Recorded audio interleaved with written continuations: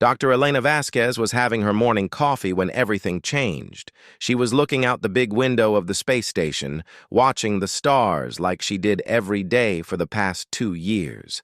The Meridian station was her home now, floating quietly in space near a distant star system where her team studied alien life forms. Elena loved her job. As a scientist who studied alien biology, she had seen many strange creatures from different planets, but nothing could have prepared her for what was about to happen. The coffee cup fell from her hand and floated in the zero gravity as she saw something impossible. A massive ship was appearing out of nowhere, right in front of their station. But this wasn't like any spaceship she had ever seen in movies or textbooks. The alien vessel looked alive. Its surface curved and twisted like the inside of a seashell. But it was huge, bigger than 3 football stadiums put together. Soft blue and green lights moved across its surface like waves on an ocean. Elena watched in wonder as the lights pulsed in patterns, almost like the ship was breathing. "Commander Torres, you need to see this!" Elena called into her radio, her voice shaking with excitement and fear. Within minutes, the entire crew was gathered in the observation deck. Captain Rodriguez, Engineer Kim, and the other 12 crew members stood in silence watching the alien ship hover peacefully near their station. "Is it alive?" asked Dr. Patel, the station's medical officer. Elena pressed her face against the window. "I think parts of it might be. Look at how it moves. It's not like our metal ships at all." The ship seemed to be made of some kind of living material that blended perfectly with advanced technology. As they watched, a smaller section of the vessel separated and began moving toward their station. It was beautiful and terrifying at the same time. Captain Rodriguez was already on the radio with Earth, but the messages would take hours to reach home. They were on their own, about to make first contact with an alien species. The smaller craft docked with their station so smoothly, it felt like 2 puzzle pieces clicking together. Elena's heart was beating fast as they waited. What would these aliens look like? Would they be friendly? Would they even be able to communicate? The airlock opened with a soft hiss. The first thing Elena noticed was the smell, like flowers after rain, sweet but not overwhelming. Then she saw her. The alien who stepped through the doorway was unlike anything Elena had imagined. She looked somewhat human, but was clearly from another world. Her skin was pale and seemed to glow from within, with soft patterns of light moving just under the surface like tiny rivers of starlight. She was tall and graceful, with long arms and legs that moved with perfect balance. But it was her eyes that caught Elena's attention. They were large and expressive, changing color from deep blue to soft purple as she looked around the room. Right now, they showed something Elena recognized: nervousness. The alien wore robes that seemed to be made of the same living material as her ship. The fabric shifted colors gently, matching the patterns under her skin. "Greetings," the alien said, and Elena was surprised to hear her speaking perfect English. "I am Zarathe, Queen of the Kethmori people." Captain Rodriguez stepped forward, trying to hide his amazement. "Welcome aboard our station, Your Majesty. I'm Captain Rodriguez. How do you speak our language?" Zarathe touched a small device on her collar. "We have been observing your species for some time. Your broadcasts helped us learn your words." Her voice was musical, like wind chimes in a gentle breeze. Elena noticed that despite her royal title, Zarathe seemed young and uncertain. The way she held herself, the quick glances around the room, she reminded Elena of a college student, giving her first presentation. "We come seeking help," Zarathe continued, and her eyes found Elena's. "You study life, yes? Biology?" Elena nodded, stepping closer. "Yes, I'm Dr. Elena Vasquez. I study how different life forms work, how they grow and survive." For the first time, Zarathe's expression brightened. "Then you are the one I must speak with. My people. We are dying." The lights under her skin dimmed as sadness crossed her face. not from disease or war, but because we have forgotten how to create new life. The room fell silent. Elena felt a chill run down her spine. I don't understand, Elena said gently. What do you mean you've forgotten? Zarathe looked down at her hands. My home world was destroyed by what you might call a cosmic storm. All our ancient knowledge, our teachers, our wise ones, gone. I am the last queen, and I carry the genetic pattern needed for my species to continue. But I don't know how to use it. She looked back up at Elena, and her eyes were now a deep, sad blue. I have heard that your species creates new life through connection between two beings. I know my people once did something similar, but the knowledge died with our world. Elena's mind was racing. An entire alien species facing extinction because they had lost the knowledge of their own biology? It seemed impossible, but the desperation in Zarathe's voice was real. Your Majesty, Elena said carefully, I'm honored that you would ask for our help, but our species are very different. I'm not sure how much I can teach you about your own biology. Please, Zarathe said, and Elena could hear the hope and fear mixed in her voice. You understand life in ways I do not. My people have tried for 3 generations to solve this puzzle, but we are failing. If we cannot learn soon, the Kethmori will disappear forever. Elena looked around at her crewmates. They were all staring at her, realizing that she had just been asked to help, save an entire alien species. The weight of it was overwhelming. But as she looked back at Zarathe, at this young queen who had traveled across the galaxy seeking help, Elena knew there was only one answer she could give. I'll do whatever I can to help, Elena said. But this won't be easy. We'll need to learn about your biology, your culture, everything about how your species works. For the first time since arriving, Zarathe smiled. The lights under her skin brightened, and her eyes shifted to a warm, golden color. Thank you, Dr. Vasquez. You may be the last hope my people have. As Elena shook the alien queen's, surprisingly, warm hand, she realized her quiet life of studying distant planets and alien microbes had just become the most important job in the galaxy. She was about to embark on a journey that would challenge everything she knew about life, biology, and what it meant to help someone from another world. The coffee floating nearby reminded her that just minutes ago, her biggest worry was whether the station's food printer would make decent pancakes for breakfast. Now she was responsible for helping save an entire species. Looking into Zarathe's hopeful eyes, Elena took a deep breath and prepared for the adventure of a lifetime. 3 days had passed since Zarathe arrived at the station, and Elena felt like her brain was going to explode from all the new information. She was sitting in the makeshift laboratory they had set up, surrounded by holographic displays showing Kethmori biology that looked nothing like anything she had studied before. So let me get this straight, Elena said, rubbing her tired eyes. Your people don't just need 2 individuals to create offspring. They need what you call a harmony ritual that involves both physical compatibility and mental connection? Zarathe nodded, her skin pattern shifting to a soft blue that Elena had learned meant she was concentrating hard.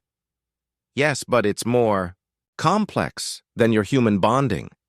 Our ancestors discovered that true creation of life requires what you might call emotional resonance.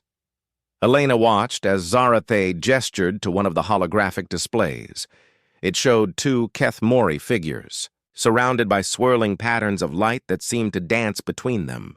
When 2 of my people achieve this resonance, Zarathe continued, their bioelectric fields merge temporarily. This creates new genetic combinations that are impossible through simple physical contact alone. Dr. Patel, who had been quietly taking notes, looked up with amazement. That's incredible. So your species evolved to require deep emotional connection for reproduction? That would ensure only truly compatible pairs could create offspring. Exactly, Zarathe said, but her expression grew sad. But I have never experienced this connection. As royalty, I was kept separate from others to preserve my genetic purity. I know the science, but not the feeling. Elena felt her heart break a little for the alien queen. Imagine being the last hope for your entire species, but not knowing how to feel the emotions needed to save them. What happened to your people's knowledge? Elena asked gently. Zarathay's skin patterns dimmed to almost gray. Our planet had living computers, massive organic networks that stored all our cultural and biological information. When the cosmic storm hit, these networks died first. They were connected to our planet's core, and when that was damaged, she didn't need to finish. Elena could imagine the horror of watching an entire civilization's knowledge disappear in moments. But surely some of your people survived who knew about the harmony ritual, Dr. Patel asked. Some escaped, yes, but they were mostly scientists and military personnel, the keepers of our cultural knowledge, our spiritual guides who taught the harmony ritual. They stayed to try to save the archives until the very end. Zarathay's eyes shifted to a deep purple that Elena now recognized as grief. Elena stood up and walked to the window, looking out at Zarathay's ship. Even from here, she could see other Kethmori moving around inside the transparent sections. How many of your people are left? Perhaps 10,000, scattered across 12 ships, Zarathay replied. We have been traveling space for 50 of your years, searching for a new home and trying to solve our reproductive crisis. 3 generations have grown up knowing only the inside of spaceships. And in all that time, no one has been able to reproduce? Zarathi shook her head.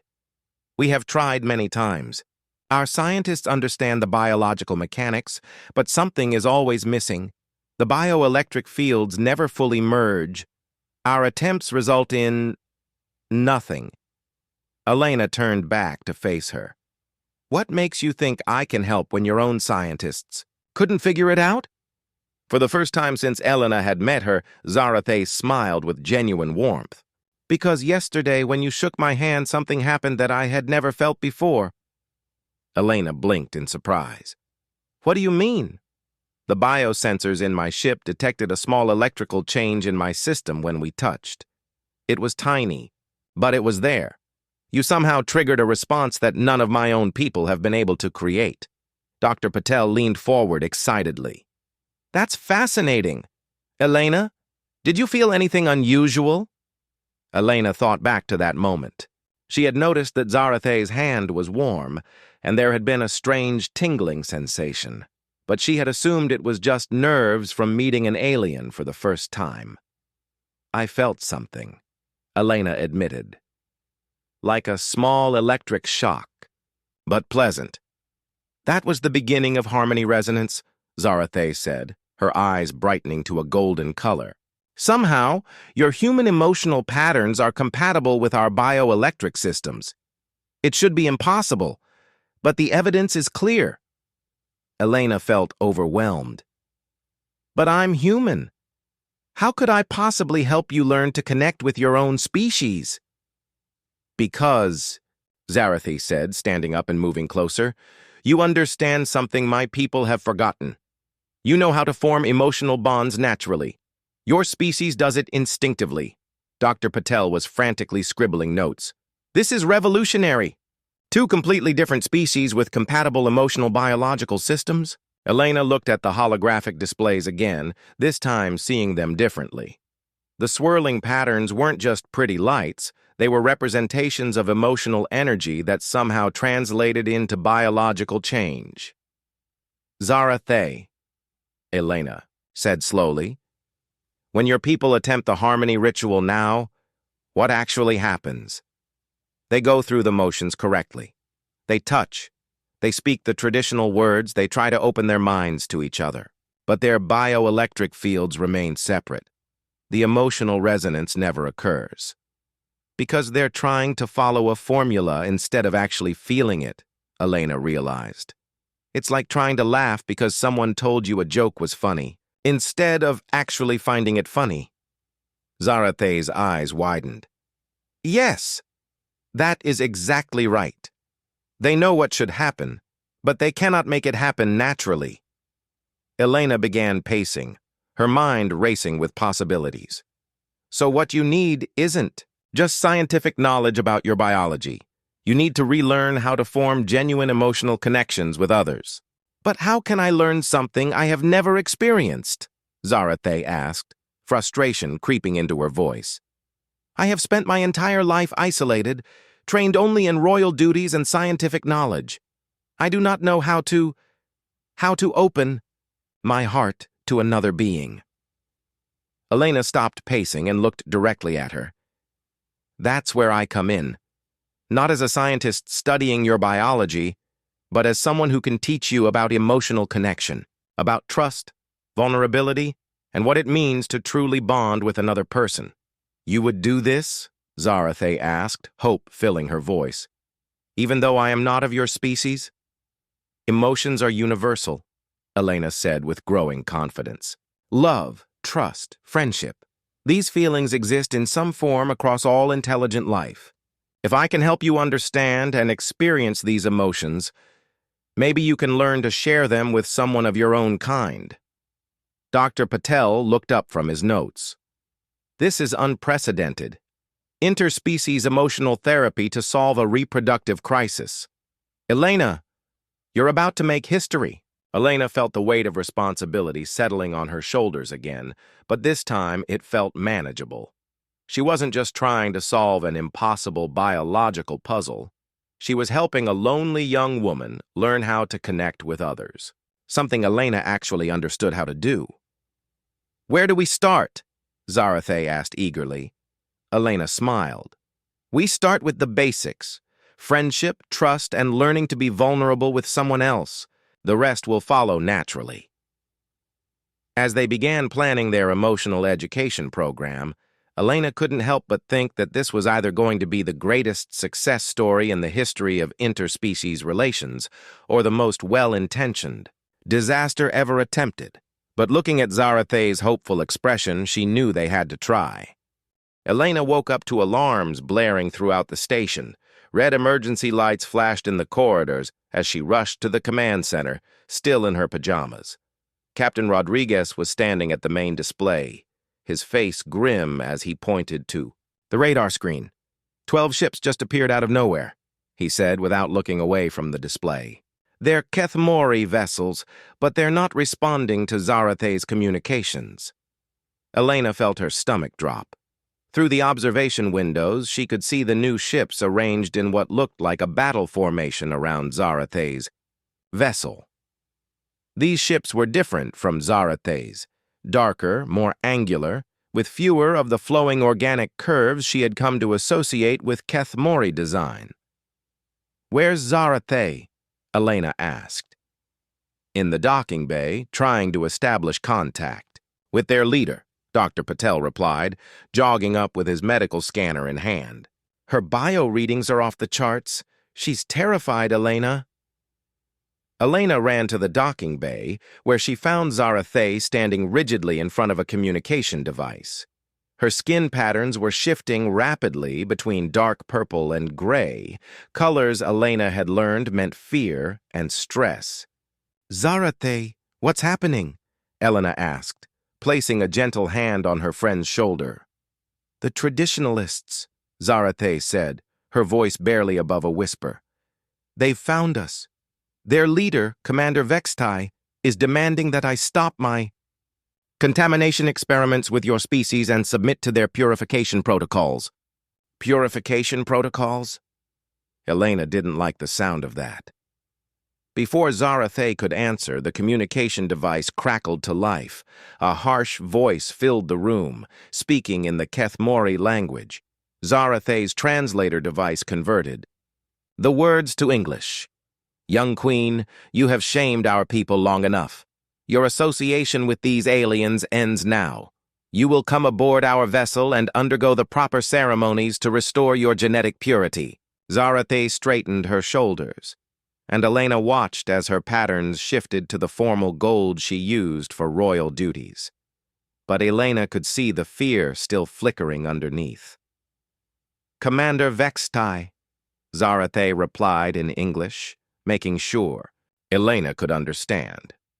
I am the rightful queen of our people. My decisions are not subject to your approval. Your decisions have led our species toward extinction, the voice snapped back. We have preserved the true ways of our ancestors. We know the correct rituals for reproduction. You will abandon this foolish collaboration and follow the ancient protocols. Elena stepped closer to the communicator. What ancient protocols? If you knew how to solve the reproductive crisis, why haven't you? There was a long pause before Commander Vextai responded. The human speaks out of turn.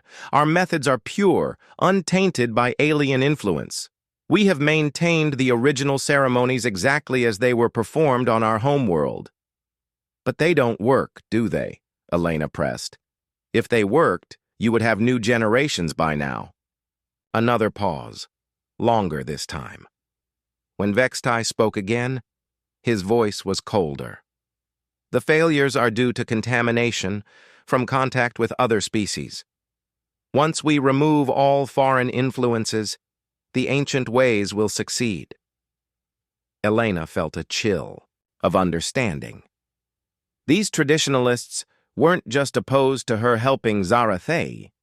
They actually believed that contact with humans was somehow preventing their species from reproducing. It was scientifically impossible, but fear often made people believe impossible things. Zarathe, Elena whispered, we need to show them that our approach is working. If we could demonstrate the harmony ritual— No, Zarathe interrupted, her patterns flashing to bright red, anger. I will not risk Chiren's safety by attempting the ritual while we're surrounded by hostile ships. Elena's heart sank as she realized the impossible situation they were in. Just when Zarathe was finally learning to open her heart, the arrival of the traditionalists had forced her back into protective mode. Over the next few hours, Elena watched as Zarathe withdrew into herself.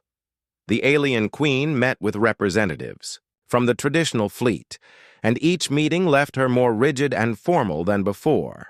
Her skin patterns barely shifted from the neutral gold, and her bioelectric readings showed the same flat responses they had been trying to overcome for weeks. Chiren tried to approach her during one of the breaks between meetings, but Zarathe wouldn't even look at him. Your Majesty, he said softly, whatever happens, I want you to know that working with you these past weeks has been the greatest honor of my life. Elena watched Zarathe's patterns flicker for just a moment, a tiny flash of the warm colors she had been learning to express. But then they went flat again. Engineer Chiren, you should prepare to return to the fleet, Zarathe said in her most formal voice. Your services are no longer required. The pain in Chiren's expression was heartbreaking. His own patterns went completely gray as he bowed stiffly and left the room. Elena couldn't stand it anymore. Zarathe, what are you doing? You were so close to connecting with him. I am protecting him, Zarathe said, but Elena could hear the anguish in her voice despite her formal tone. If the traditionalists believe he has been contaminated by our experiments, they will punish him. Better that he stays away from me. So you're just going to give up? After everything we've learned together? Zarathe finally turned to look at Elena, and her eyes were the deep purple of grief. Elena, I have studied the traditionalists' data. They have attempted reproduction 847 times in the past 50 years using their pure protocols. All failures. But they are convinced that our experiments with emotional connection are somehow interfering with their efforts across space. That's scientifically impossible, Elena protested. I know that. You know that. But they have weapons. And they have ships. And they have the loyalty of thousands of our people who are desperate for any hope of survival. Elena sank into a chair, feeling defeated. So what happens now? Now I go with them. I submit to their purification rituals, and when those fail, as they surely will, Perhaps they will finally listen to reason. And Kyren? Zarathay's patterns dimmed almost to nothing. Kyren will be safe among the common crew, away from royal politics and dangerous experiments. Elena looked at her friend. This brave, lonely young woman who was sacrificing her own happiness to protect others. Zarathay, do you love him? The question hung in the air like a challenge. Zarathay's patterns began to shift, cycling through colors Elena had never seen before, deep blues mixed with silver, touched with gold. Zarathay started, then stopped. I don't know what love is supposed to feel like. Yes, you do, Elena said gently. You felt it when you worked beside him on that engineering puzzle. You felt it when he shared his stories about his work. You felt it when your bioelectric fields synchronized. Tears began to flow down Zarathay's cheeks, something Elena had never seen a Kethemori do before. If that was love, then yes. I love him. But love is not enough to save our species. Elena stood up with sudden determination. Maybe it is. Maybe love is exactly what your species needs. Before Zarathay could respond, Captain Rodriguez's voice came over the intercom. Dr. Vasquez, please report to the command center immediately. We have a situation. Elena rushed to the command center to find chaos. The traditional ships had moved closer and their weapons were charging. But that wasn't the worst part. Elena, Dr. Patel said urgently, I've been monitoring the bio readings from both fleets. The stress levels among all the Kethemori are spiking to dangerous levels. If this standoff continues much longer, it could trigger a species-wide biological shutdown. Elena stared at the readings in horror. The Kethemori weren't just facing extinction from their inability to reproduce. The emotional trauma of their civil conflict was literally killing them. How long do we have? Elena asked. At current stress levels, maybe 12 hours before permanent biological damage begins. Elena closed her eyes and took a deep breath. When she opened them, her mind was clear.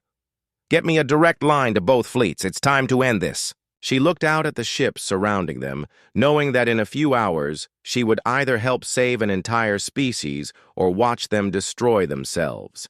Either way, she wasn't going to let fear win. The final battle for the Kethemori wasn't going to be fought with weapons. It was going to be fought with truth, courage, and the power of genuine connection between two people who had learned to love despite impossible odds. Elena stood in the center of the station's main conference room, facing screens that showed the bridge of every Kethemori ship in both fleets. Her heart was pounding, but her voice was steady as she looked directly at Commander Vextai on the main display.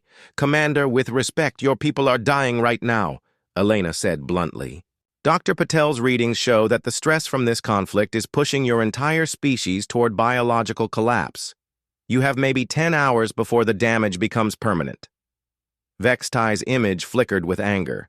His skin patterns were dark and rigid, completely different from the flowing colors Elena had learned to associate with healthy Kethemori. The contamination spreads because the young queen refuses to follow proper protocols. Remove the alien influence, and our people will heal. No, they won't, Elena replied firmly. Because the real problem isn't contamination. It's fear. Your people are so terrified of losing their culture that they've forgotten how to feel genuine emotions. And without genuine emotions, the harmony ritual will never work. On another screen, she could see Zarathay listening from her ship, her patterns shifting nervously between gray and blue. Elena took a deep breath and made the biggest gamble of her life. I'm going to prove it to you. Right here, right now, in front of both fleets. She turned to address Zarathay's image. Zarathay, I need you to trust me. Come to the station's harmony chamber, the room we set up for testing. Bring Kyren. Elena, no, Zarathay protested. If we fail publicly, it will destroy any remaining hope our people have. And if we don't try, your species dies anyway. Elena replied. The readings don't lie. This is your last chance. Commander Vextai's voice cut through the discussion. I will not allow this farce to continue. The young queen will submit to purification, or we will take her by force. Elena turned back to face him. Commander, give me 2 hours. If the harmony ritual fails, Zarathe will come with you willingly. But if it succeeds... She paused, letting the implications sink in. If it succeeds, you'll have to admit that your methods are wrong. There was a long silence on all the screens. Elena could see representatives from both fleets whispering among themselves. Finally, an older Kethmori from Vextai's ship spoke up. Commander, our people are indeed suffering. Perhaps we should observe this attempt. If it fails, we will have proof that the alien way is false. Vextai's patterns darkened further, but he nodded reluctantly. Very well. 2 hours. When this fails, the Queen comes with us. 30 minutes. Later, Elena was setting up monitoring equipment in the harmony chamber they had built. The room was designed to amplify and record bioelectric fields, with sensors that could detect the slightest changes in Kethmori physiology. Zarathe entered. First, her formal robes replaced with simpler clothes that would interfere less with the bio readings. Her patterns were still muted, cycling slowly between gray and pale blue. Chiron came in a few minutes later looking terrified. Elena had never seen his skin patterns so dim and uncertain. I don't understand why you called for me, he said quietly, to Elena. The Queen made it clear that my services are no longer needed. Elena looked between the two of them, both scared, both trying to protect each other by staying apart, both completely missing the point of what they were supposed to do. Sit down, both of you, Elena said in her no-nonsense voice. We need to have an honest conversation. They sat on opposite sides of the room, carefully not looking at each other. Elena shook her head. This isn't going to work if you both keep acting like strangers. Zarathe, look at Chiron. Really look at him. Reluctantly, Zarathe raised her eyes. The moment she saw Chiron's scared, sad expression, her patterns flickered with warmer colors. Chiron, Elena continued, tell Zarathe how you feel about what's happening. Chiron was quiet for a long moment. Then, in a voice barely above, a whisper, he said, I'm terrified that I'll never see you again. Not as a queen, but as the person I've gotten to know these past weeks. The person who gets excited about solving puzzles and asks real questions about how things work. Zarathe's patterns brightened slightly. I'm scared too, she admitted. I'm scared that if I let myself care about you, I'll fail my people. But I'm also scared that if I don't let myself care about you, I'll fail them anyway. Elena watched the bio readings as both of their electrical fields began to strengthen. That's it. Keep talking. Tell each other the truth. The truth is, Chiron said, moving slightly closer, I've been in love with you since before I knew it was possible to feel this way. Not because you're a queen, but because of how your eyes light up when you understand something new. Zarathe's patterns shifted to colors Elena had never seen before. Deep purples mixed with gold, touched with silver sparkles. The truth is, she said, her voice growing stronger, I don't know how to be a queen and a person who loves someone at the same time. But I want to learn. You don't have to choose, Elena said softly. The best leaders are those who understand love, because they know what they're fighting to protect. On the monitoring screens around the room, Elena could see both fleets watching. The bio readings were climbing as Zarathe and Chiron continued to open up to each other. I was so afraid of the traditionalists hurting you, Zarathe said, reaching out tentatively toward Chiron. And I was afraid of not being worthy of someone as amazing as you, Chiron replied, meeting her hand with his. The moment their fingers touched, every sensor in the room lit up. Their bioelectric fields weren't just synchronizing, they were creating something new, a combined pattern that was more complex and beautiful than either field alone. Elena held her breath as she watched the readings spike higher and higher. This was it, the harmony resonance that the Kethmori had been searching for. But then she noticed something on the external monitors. Commander Vextai's ship was powering weapons. "Elena," Captain Rodriguez's voice came through the intercom. "The traditional fleet is preparing to fire. They're claiming the readings are false, that you're using human technology to fake the resonance." Elena's heart sank. Even with proof right in front of them, fear was making the traditionalists reject the evidence. "Zarathe, Kai Ren," Elena said urgently, "I need you to do something that's going to sound crazy. I need you to broadcast your bioelectric resonance to every ship in both fleets." "Is that possible?" Zarathe asked, her patterns flickering with uncertainty. "Your ships are designed to amplify Kethmori biofields for communication," Elena said, working frantically with the equipment. "If we channel your harmony resonance through the station's transmitters, every Kethmori in both fleets will be, able to feel what you're feeling." Chiron's eyes widened. "They'll experience the harmony directly?" "Exactly.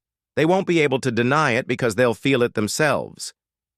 Elena finished the connections just as warning alarms began sounding. Vextai's ships were targeting the station. "Now or never," Elena said. "Show your people what love feels like." Zarathe and Chiron looked into each other's eyes, and Elena watched as years of loneliness and fear melted away. Their bioelectric fields blazed with light as they finally allowed themselves to feel everything they had been holding back. The harmony resonance that flowed between them was transmitted through the station's systems to every Kethmori ship in the area. Elena watched the external monitors as, one by one, the bio readings from both fleets began to change. The flat, lifeless patterns that had characterized the traditionalists for so long started to shift and brighten. Crew members who hadn't felt genuine emotion in years suddenly remembered what it was like to hope, to love, to dream. On Vextai's bridge, Elena could see the commander staring at his own hands as his skin patterns came alive for the first time. In decades, the weapons that had been charging suddenly powered down. What is this feeling?" Vextai's voice came through the communicator, filled with wonder instead of anger. "It's what your ancestors called harmony," Zarathe replied, her voice warm with joy as she held Chiron's hand.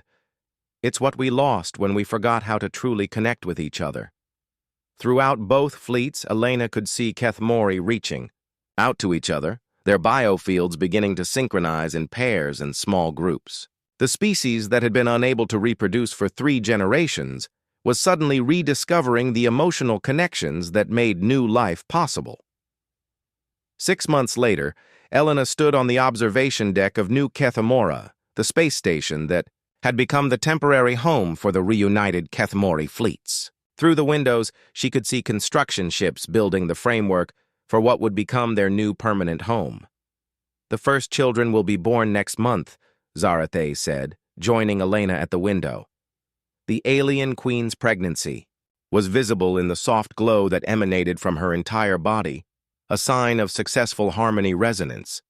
"How many couples have achieved harmony so far?" Elena asked. 47 pairs across all the ships," Zarathe replied with a smile, "including some traditionalists who swore they would never accept our contaminated methods." Elena laughed. "What does Commander Vextai say about that?" "He's too busy planning his own harmony ceremony to complain," Zarathe said with amusement. "It turns out that once people remember how to feel love, it's hard to go back to being angry all the time." 2 weeks into their emotional education program, Elena was beginning to understand just how difficult her task really was. She sat across from Zarathe in the station's recreation room, watching the alien queen struggle with something that should have been simple, describing a happy memory. "I remember the day I was crowned," Zarathe said, her skin patterns glowing a formal golden color. The ceremony was perfect. Every ritual was performed correctly. The council was pleased with my knowledge of royal protocols. Elena sighed gently. Zarathi, that's not what I mean by a happy memory. I'm asking about a time when you felt joy, not when you performed your duties well. The alien queen's patterns shifted to confused blue. Is there a difference? That was the problem Elena kept running into. Zarathi had been raised to be the perfect queen, but in the process, she had never learned to experience genuine emotions. Everything in her life had been about duty, protocol, and genetic preservation. Let me try a different way, Elena said, settling back in her chair. Close your eyes and think about the moment you first saw the stars from your ship's observation deck, not as a queen reviewing her domain, but as a person seeing something beautiful. What did you feel? Zarathi closed her large eyes and was quiet for a moment. Slowly, her skin patterns began to change, shifting from the formal gold to something softer, pale green with tiny sparkles that reminded Elena of moonlight on water. I felt small, Zarathi said quietly, but not in a bad way. Small like a single note in a beautiful song. The stars seemed to go on forever, and I wondered what it would be like to visit each one. Her eyes opened, now a soft silver color. Elena had never seen before. Was that joy? Elena felt her heart lift. Yes, that was exactly joy. See how your whole body changed when you felt it?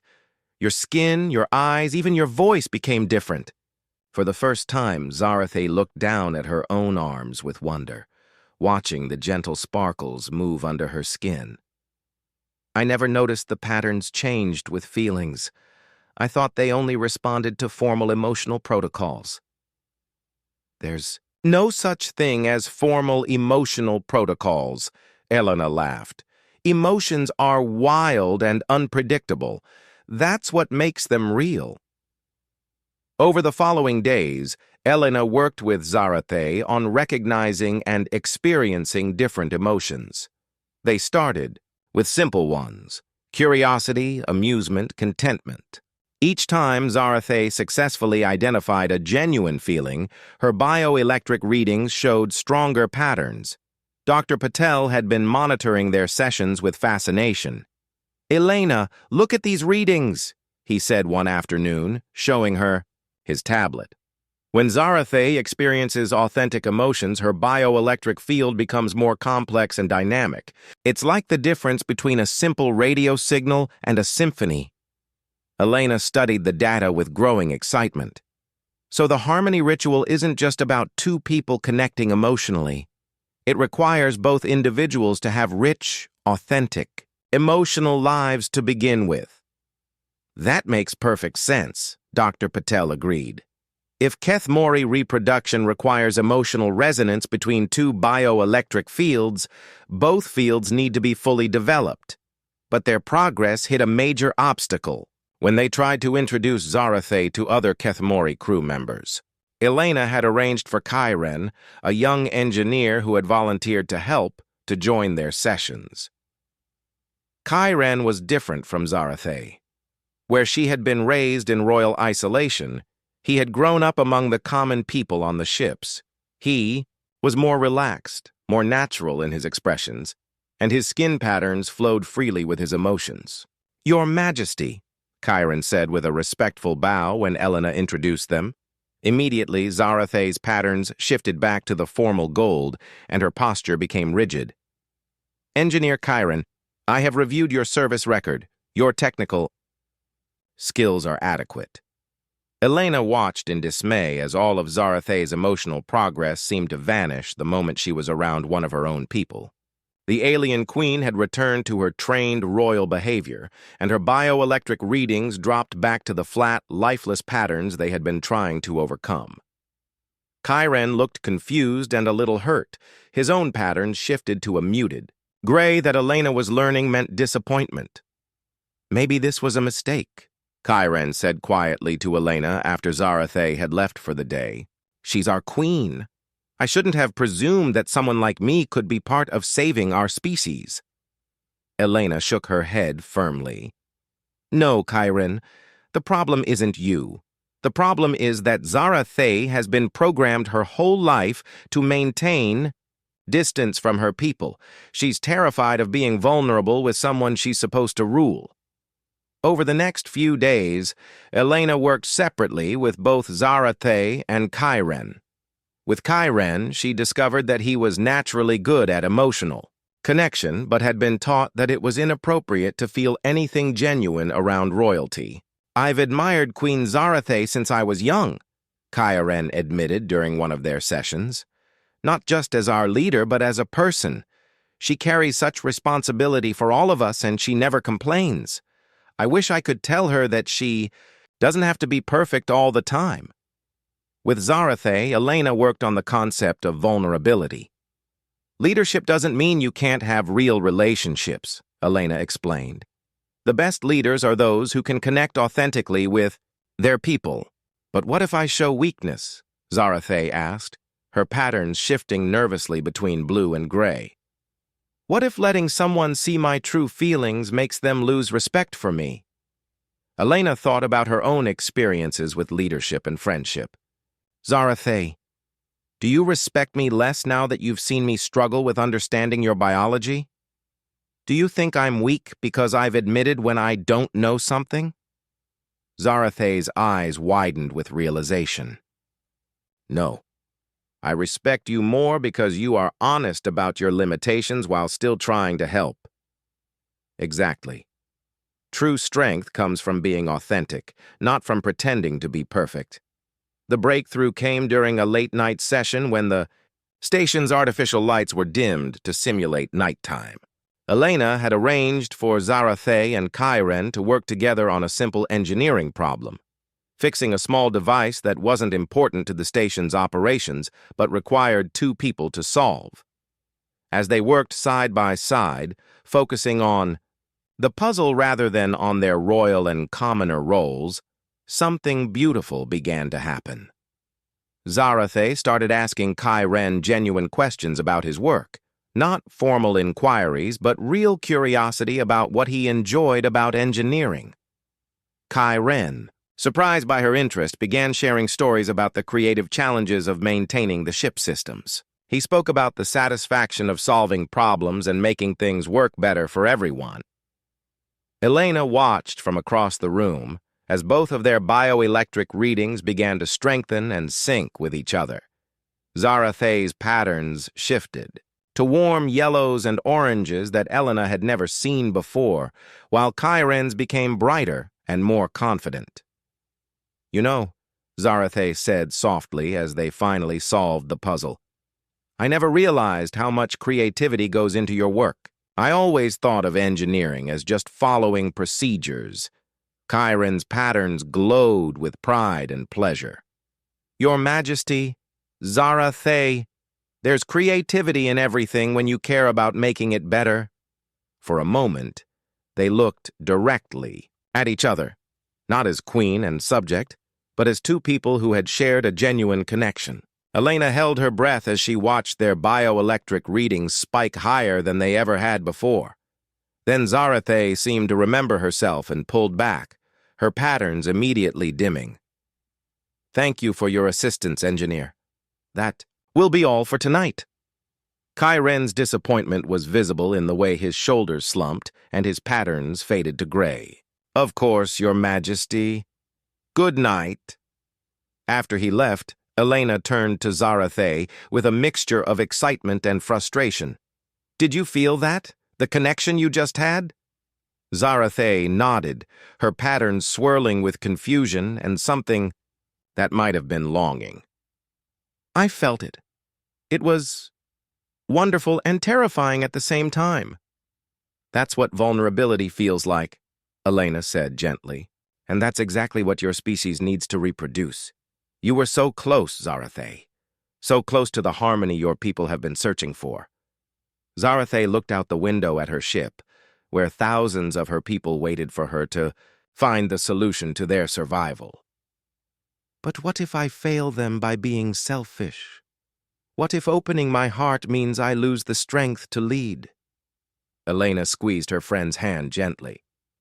What if opening your heart is exactly what they need their leader To do?